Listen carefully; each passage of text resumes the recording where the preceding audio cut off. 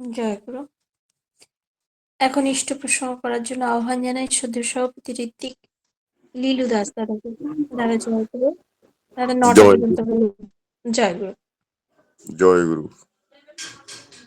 পরম দয়াল পরম প্রেমময় শ্রী শ্রী ঠাকুর, পরমারাধ্যা জগৎ জননী শ্রী শ্রী বড়মা, পরম পূজ্যপাদ শ্রী শ্রী বরদা, পূজ্যপাদ শ্রী শ্রী আচার্যদেব, পূজ্যপাদ শ্রী শ্রী অবিন্দাদার শ্রীচরণে আমি কোটি কোটি প্রণাম জানাই। আর আজকের এই মহতি অনলাইন সৎসঙ্গে উপস্থিত ভক্তপ্রাণ দাদা এবং মায়েদেরকে যথাস্থানে আমার প্রণামরা আনন্দিত জয়গুরু জানাচ্ছি।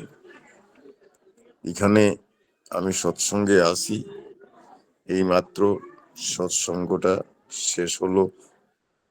আমাদের গুরু ভাইয়ের জন্মদিন উপলক্ষে, ছেলের জন্মদিন উপলক্ষে সৎসঙ্গ হয়েছে। এখনো প্রসাদ প্রসাদ বিতরণ হবে। যাই হোক, আমি একটা রুমের মধ্যে বসে একটু ইষ্ট প্রসঙ্গ করার প্রয়াস করছি। আসলে সৎসঙ্গ সম্বন্ধে আমরা গীতায় ভগবান শ্রীকৃষ্ণ এই সৎসঙ্গের মাহাত্ম্যর কথা খুব সুন্দরভাবে তিনি একটা শ্লোকের মধ্যে বলেছেন সংঘাত সংজায়তে শ্রদ্ধা, শ্রদ্ধা দৃষ্টিশুদ্ধতা, দৃষ্টিশুদ্ধতাৎ বিশ্বাস, বিশ্বাসাৎ নির্বিচারতা, নির্বিচারতাৎ ভবেৎ প্রেম, প্রেমাৎ আত্মসমর্পণ। এই যে পর্যায়ক্রমে এই সৎসঙ্গ করলে একটার পর একটা যে আসতে থাকে, এই কথাটাই এখানে কিন্তু ভগবান শ্রীকৃষ্ণ বলেছেন। সৎসঙ্গ করলে ক্রমাগতভাবে যদি কেউ সৎসঙ্গ করে থাকে, তাহলে কি হয়, ধীরে ধীরে ধীরে ধীরে তার হৃদয়ে, তার মনোজগতে শ্রদ্ধা, ভক্তি, ভালোবাসা এইসবের উন্মেষ ঘটে। আর শ্রদ্ধা যখন হৃদয়ের মধ্যে উত্থিত হয়, তখন এই বিশ্বাস জিনিসটা সাধনার পথে, সাধনার ক্ষেত্রে এই বিশ্বাসটাই কিন্তু আমাদের সবচেয়ে বড় জিনিস। এই বিশ্বাস সম্বন্ধে ঠাকুর সত্যানুসরণে বহু কিছু বলেছেন। বিশ্বাসের সূত্র কি তিনি বলেছেন, যে ভাব বিরুদ্ধ ভাব দ্বারা আহত বা অভিভূত না হয় তাই বিশ্বাস।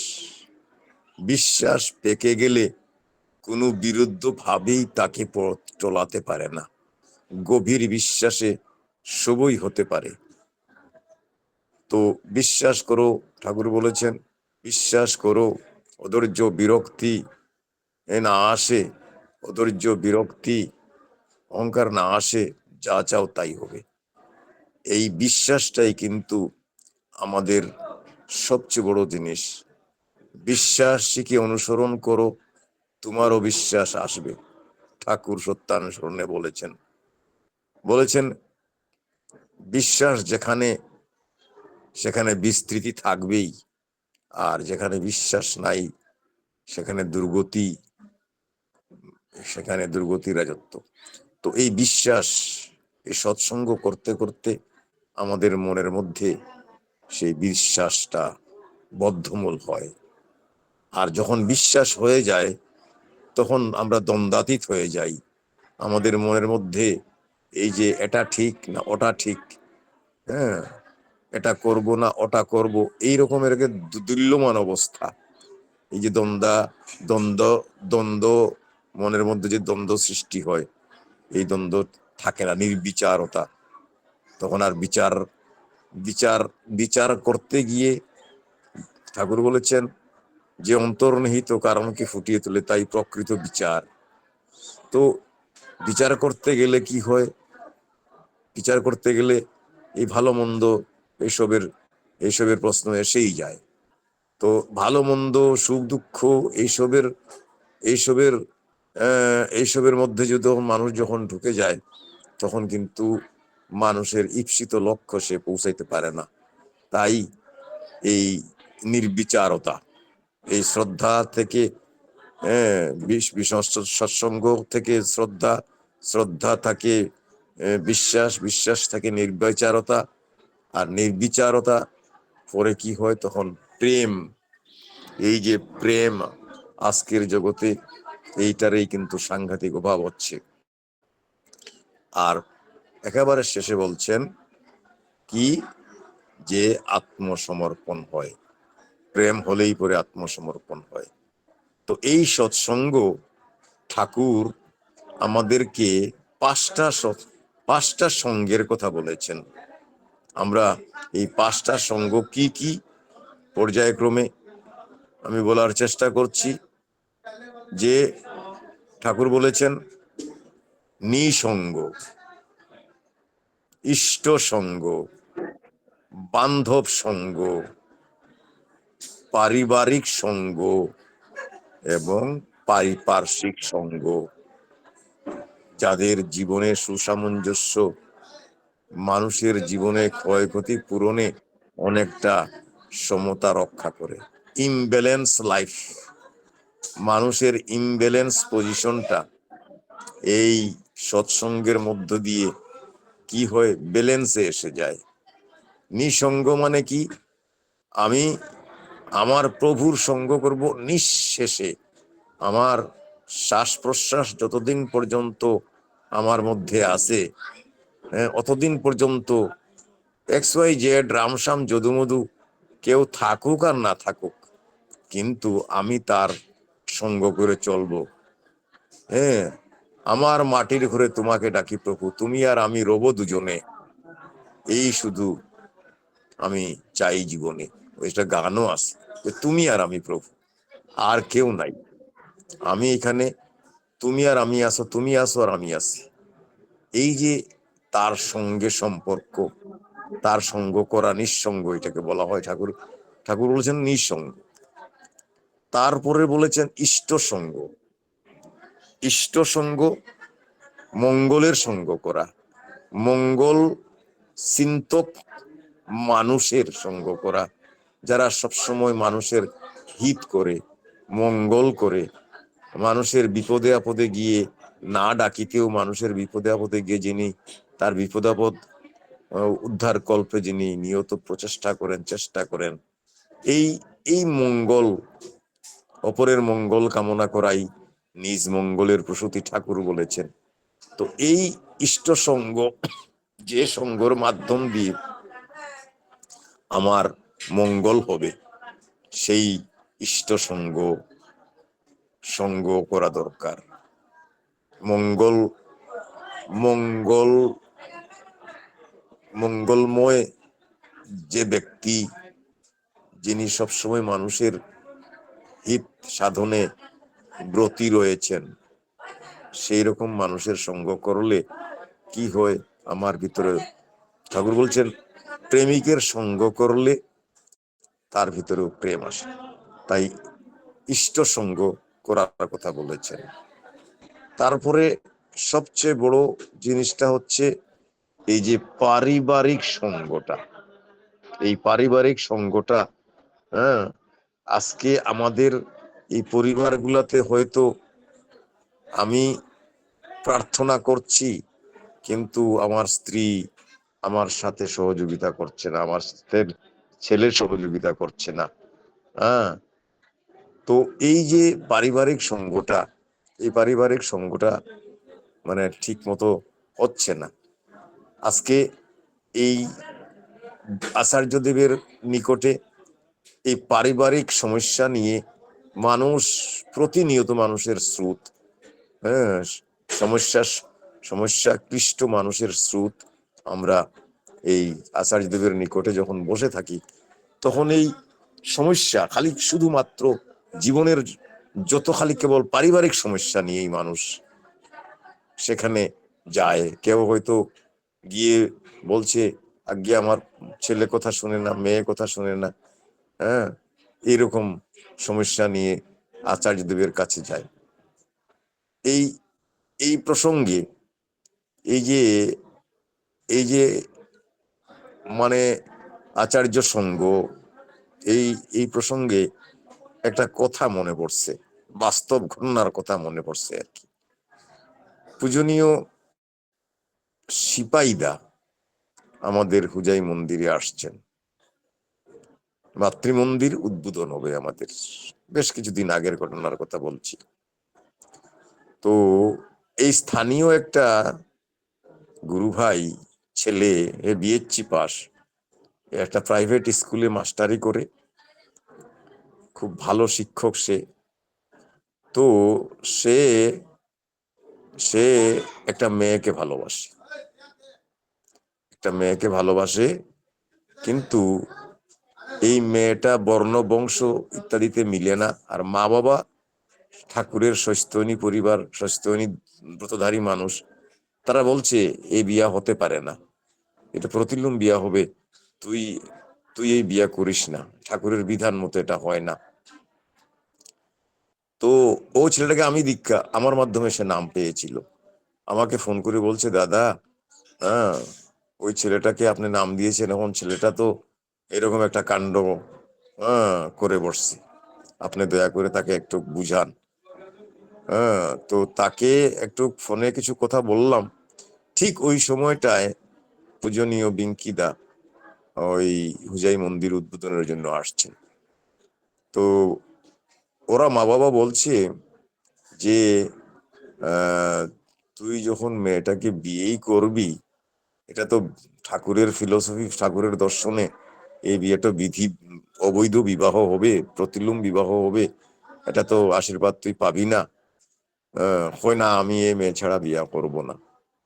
তারপর সে পিঙ্কিদাকে এসে নিবেদন করছে, সরাসরি সে নিজেই কথা বলছে। পিঙ্কিদা বলছেন, না, ঠাকুরের বিধান মতে এটা বিয়া হতে পারে না, না করে দিছেন। তারপর বিঙ্কিদা গেছেন উপরে, দীক্ষা দিতে গেছেন, কিছু দীক্ষার্থী আসিল, দীক্ষা দিতে গেছেন। সে সেখানে, হ্যাঁ, সেখানেও গিয়ে জোর জবস্তি করে বলছে, আগে আমি এই মেয়েকে বিয়া করবই, আপনি আশীর্বাদ দেন আর না দেন, আমি জোর করব, আমি আমি বিয়া করবই। বিঙ্কিদা কষাই এক থাপ্পড় মারছেন, তারপর সে সেখান থেকে চলে আসছে। তো এই যে আচার্যদেব বা ঠাকুর পরিবারের আশীর্বাদ, মানুষ যখন এটাকে মানে অবহেলা করে, অবজ্ঞা করে, এর এর জীবনে কি হয়, লাস্ট টাইমে পাতিত্ব এসে যায়। তো এই যে বান্ধব সঙ্গ, ইষ্ট সঙ্গ, হ্যাঁ, এই সঙ্গগুলা আমাদের, বিশেষ করে পারিবারিক সঙ্গটা, ওই যে আচার্যদেব বলছিলেন, একদিন শুনছিলাম একটা ঘটনা, এক পরিবার, সেই পরিবারের সঙ্গতি নেই, মার সাথে বাবার মিল নেই, ভাইয়ের সাথে বোনের মিল নেই, মানে পরিবারের সবাই একা একই থাকে।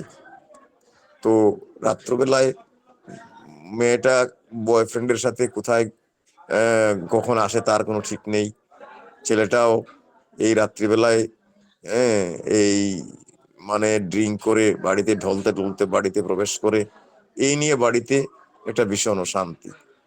তো ওই গৃহস্বামী, কলকাতায় বোধহয় ঘটনাটা, আচার্যদেব যখন কলকাতায় অবস্থান করছিলেন, তখন গিয়ে বলছে, আজ্ঞে আমার আমার পরিবারে মুঠেই শান্তি নেই, এরকম একটা অবস্থায় আমার পরিবারে চলছে।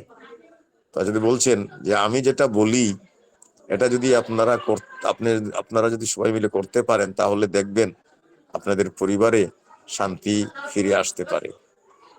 বলে কি করতে হবে, সকালবেলা সবাই মিলে প্রাণ খুলে, হ্যাঁ, সবাই সবার সাথে কথা বলবেন, আর সকালবেলা একসাথে প্রার্থনা করবেন, প্রার্থনা করে সবাই সবার ওই ঠাকুরের বিধান মতো থানকুনি পাতা জল খাওয়া, এসব করবেন। আর রাত্রিবেলাতে, হয়তো দিনের বেলায় সবাই নিজের নিজের কাজে কর্ম ব্যস্ত থাকে, রাত্রিবেলাতে আপনারা খাবার টেবিলে বসে ততক্ষণ পর্যন্ত প্রাণ খুলে দরদের সঙ্গে আপনারা আলাপ আলোচনা করবেন, যতক্ষণ পর্যন্ত হাতের এটু শুকিয়ে না যায়। এটা করে দেখতে পারেন। তো এরা এইভাবে কিছুদিন করলো, করার পরে ঠিকই এদের আচার্যদেবের আশীর্বাদ, তো তিনি যা বলেন ব্রহ্মবাক্য, এই মতন যদি কেউ করে তাহলে তার জীবনের একটা পরিবর্তন আসতে বাধ্য, তার জীবনের সুখ শান্তি আসতে বাধ্য। তো এই যে পারিবারিক সঙ্গটা, আজকে এই পারিবারিক সঙ্গটার অভাবে কি হচ্ছে, আজকে আমাদের জেনারেশন গুলা ধীরে ধীরে ধীরে ধীরে অফ হয়ে যাওয়ার উপক্রম হচ্ছে। হ্যাঁ, এর জন্য ঠাকুর কত বাণী দিয়েছেন। এই পরিবারটাকে ঠিক করার জন্য কত কথা বলেছেন, শিক্ষার কথাও বলেছেন। আদৌ কথার সময় হইতে করে করিয়ে যা শিখাবি, ওইটাই হবে মুখ্যম ছেলের, হিসাবে চল নয় পস্তাবি। এই যে পারিবারিক সঙ্গটা, এই সঙ্গগুলাও আমাদের ঠাকুর যেভাবে বলছেন, অন্য কেউ থাকুক না থাকুক, কিন্তু আমরা পরিবারের সব সদস্যরা মিলে আমরা একসাথে প্রার্থনা করব, হ্যাঁ, একসাথে আমরা ইষ্ট প্রসঙ্গ করব। তো এইভাবে যদি আমাদের পরিবারটাকে যদি আমরা তৈরি করতে পারি, তাহলে আমরা সুখে থাকতে পারবো। এর জন্য বলা হয়েছে পারিবারিক সঙ্গ। তারপর এই আরেকটা লাস্ট যে সঙ্গর কথা বলেছেন ঠাকুর, এটা হচ্ছে পারিপার্শ্বিক সঙ্গ। আজকে আমরা পারিপার্শ্বিকটাকে, আমাদের প্রতিবেশীটাকে আমরা একেবারে ইগনোর করে চলি, যে প্রতিবেশী আমার বাঁচার পুঁজি। ঠাকুর বলেছেন পৃথিবীতে তোমাকে একা থাকার জন্য পৃথিবীতে তোমাকে পাঠাননি ভগবান। তুমি যেহেতু তোমার পারিপার্শ্বিককে নিয়ে থাকতে হবে, প্রতিবেশীকে নিয়ে থাকতে হবে, তো এই প্রতিবেশীটাকে যদি তুমি ইষ্টমুখী করে তুলতে না পারো, তাহলে কিন্তু তোমারও বাঁচাটা বাঁচা হবে না। তাই এই প্রতিবেশীর এই পারিপার্শ্বিক সঙ্গ, এই সঙ্গগুলা করলে কি হয়, মানুষের ইমব্যালেন্স লাইফটা, আমরা প্রবৃত্তির ধান্দায় যখন চলি, প্রবৃত্তি নিয়ে যখন আমাদের চলা, ওই প্রবৃত্তির চলনের মধ্যে দিয়ে কিন্তু কি হয়, আমাদের এই জীবনে এরকমই কিন্তু কি হয়, ইমব্যালেন্স পজিশন এসে যায়। দেওঘরে এই বোধহয় সেটা বৈশাখ মাস, একটা এটা মানে অভিজ্ঞতার কথা মনে পড়ে গেল আর কি। দেওঘরে যাচ্ছি অনেক গুরু ভাইকে নিয়ে, তো ব্রহ্মপুত্র মেল না, ট্রেনটা যখন চলছে, আর সরাইঘাট দলং, আমাদের গুয়াহাটির মানে ব্রহ্মপুত্র ব্রিজের উপরে সরাইঘাট দলং আছে, এই দলঙে যখন ট্রেনটা উঠছে, তখন একটা খুব সুন্দর হ্যান্ডসাম যুবক ছেলে, সে মানে ঝুঁকি নিচ্ছে কি, সে মানে জাপ দেবে নদীতে, ব্রহ্মপুত্র নদীতে জাপ দেবে, মানে সুইসাইড করবে আর কি। তার এই বডি ল্যাঙ্গুয়েজ দেখে, তার আচরণ দেখে আমরা বুঝতে পারলাম যে সে এক্ষুনি বোধহয় জাপ দেবে। তাকে টেনে নিয়ে বসানো হলো, দেখলাম তার ফেসিয়াল যে এপিরিয়েন্স, একটা অ্যাবনর্মালিটি তার মধ্যে। সে নিজের সত্তার মধ্যে সে নাই। তারপরে তাকে বসানো হলো, বসে তাকে একটু বুঝানো হলো, বলে ভাই তোমার কি হয়েছে, তুমি এমন তোমার আচরণের মধ্যে যেসব অ্যাবনর্মালিটি দেখছি, ইমব্যালেন্স হয়ে গেছে, তুমি কি, ব্যাপারটা কি? তখন সে খুলে বলল যে আমি একটা প্রাইভেট কোম্পানিতে কাজ করতাম, আর আমার এজেন্টরা টাকা পয়সা আমাদের গ্রাহকের নিকট হইতে টাকা পয়সা সংগ্রহ করে, ওরা আত্মসাৎ করছে। এখন ওই গ্রাহকেরা আমাকে টাকা দেওয়ার জন্য চাপ সৃষ্টি করছে, আমার কাছে তো এত টাকা নাই। তাই আমি এখন একজন ঋত্বিকদা আমাকে বলছে, তোমার সমস্যার সমাধান একমাত্র আচার্যদেব দিতে পারবেন, তুমি দেওঘর যাও। তাই দেওঘরে যাচ্ছিলাম, কিন্তু আমার মনের মধ্যে, আমার ব্রেনের মধ্যে এই কথাটাই বারবার উকি মারছে যে আচার্যদেব কি আমাকে টাকা দেবেন, এই ভাবটা আমার মনের মধ্যে আবার উকি মারছিল। এবং আমি সিদ্ধান্ত নিয়ে ফেলছি যে আমি আর দেওঘর যাব না, এই ব্রহ্মপুত্র নদীতেই জাম্প দিয়ে আমি আমার লাইফটাকে এখানে শেষ করে দেব। তো যাই হোক, এই কথাগুলো সে যখন বলছিল তখন তাকে পাশে বসিয়ে তাকে খুব দরদের সঙ্গে তার সাথে একটু ইষ্ট প্রসঙ্গ কথাবার্তা বলা হলো। সবাই মিলে আমরা বুঝালাম, জানার পর দেখলাম সে পেসিফাই, অনেকটা সে শান্ত হয়ে গেছে। তারপরে আমাদের সাথে সে দেওঘর গেল। দেওঘর যাওয়ার পর আচার্যদেবের কাছে সে তার জীবনের সেই সমস্যার কথাটা নিবেদন করলো। নিবেদন করার পর দেখলাম, পরে তার সাথে যখন দেখা হলো দেওঘরে, দেখলাম একটা হাসি খুশি ভাব। তখন তাকে জিজ্ঞাসা করলাম, বলে ভাই কি? বলে না, আমার সমস্যার সমাধান আচার্যদেব দিয়ে দিয়েছেন, আমি খুব প্রীত হয়েছি, খুব সন্তুষ্ট, আমার আমার মানে খুব সন্তুষ্ট হয়েছি আমি। তো এই যে আচার্য সঙ্গ করলে মানুষের জীবনের যে সমস্যা, এই সমস্যাগুলো কত মানুষের সমস্যার সমাধান পলকে হয়ে যাচ্ছে, এরকমের আমরা আচার্যদেবের সান্নিধ্যে যখন থাকি আমরা দেখতে পাই। তাই এই পঞ্চ সঙ্গের কথা ঠাকুর আমাদেরকে খুব গুরুত্ব সহকারে পালন করার কথা বলেছেন। আর এই সঙ্গ করলে কি হয়, মানুষের ইমব্যালেন্স পজিশনটা, এটা মানে কি হয়, পজিশনে এসে যায়। তো যাই হোক, আমি অ্যাকচুয়ালি এখানে একটু কোলাহলপূর্ণ পরিবেশ, তো এখানে একটা নিরিবিলি পরিবেশের দরকার ইষ্ট প্রসঙ্গ করতে হলে। আমার শর্মিষ্ঠা মাকে আমি বলছিলামও, তিনি বলছিলেন একটা রুমের মধ্যে বসে আপনি ইষ্ট প্রসঙ্গ করবেন। তাই এটা একা এক একটা রুমের মধ্যে বসে আমি ইষ্ট প্রসঙ্গ করছি। যাই হোক, আমি আমার মতন করে কিছু কথা এখানে বলার একটা প্রয়াস করলাম।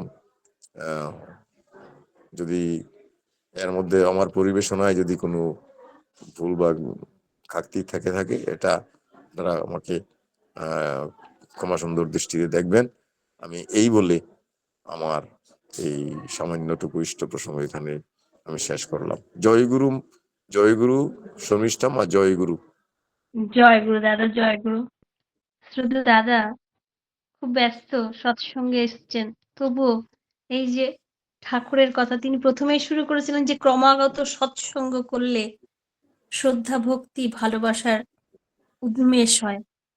সত্যি তো, তিনি সৎসঙ্গে এসছেন, তারপরে অফলাইনে এসছেন, তারপরে আবার অনলাইনে করছেন।